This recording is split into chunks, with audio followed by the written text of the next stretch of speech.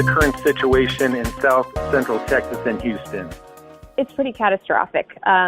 We know that the roads are impassable. It's not safe for people to be moving around the city, which has obviously made it difficult to start providing assistance. Until the actual weather emergency is over, we're doing the best that we can to shelter people who've been able to get into shelters safely.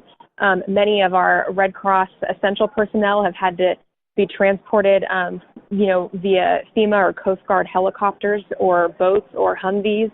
We have a bus of Red Cross workers that's going to leave Austin this afternoon and head down that way, and then essentially have to stop at the closest point they can get into the Houston area and wait until the roads become passable and safe again to get in to provide assistance there. We're really focusing on safety issues right now and providing safe shelter and hot meals to all the people that have been displaced. But this is a very large disaster relief effort. It's statewide. We've got shelters housing thousands of people all across the state who have been evacuated. So the scale of this is really hard to wrap your head around right now. And we're all really focused on getting the help where it's needed as quickly as possible. You mentioned the safety and shelter aspects of this catastrophe and what the Red Cross is doing in the here and now. What about the weeks ahead, Bristel? How is the Red Cross involved going forward? Well, like I mentioned, our first priority is to make sure that people are safe, that they have a place to stay.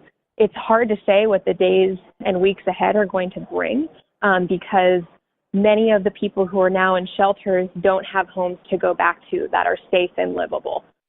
So when we get out of this immediate sort of emergency relief phase, we will start to look at the recovery phase. That generally involves sitting down one-on-one with Red Cross caseworkers to get recovery assistance, as well as the many other relief agencies that we partner with to help people get back on their feet. Of course, there's FEMA, there are many other nonprofits and government agencies.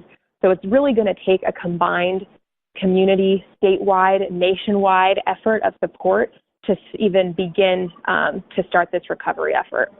We have listeners, Bristel, literally across the U.S. and even in Canada as well. Our audience is broad, and I speak on behalf of many of our listeners, kind of a feeling of helplessness. You want to do something, but you're not sure exactly what to do. If anybody listening out there, they want to help, what's needed right now? Right now, the best thing that you can do is to give a monetary donation. That allows us to get the help where it's needed quickly, to be flexible with the type of recovery assistance that we can provide to meet folks' individual needs. And that's easy to do on redcross.org. You can select to make a donation to Hurricane Harvey. You can even text the word Harvey to 90999, and that makes a $10 donation right off your phone bill.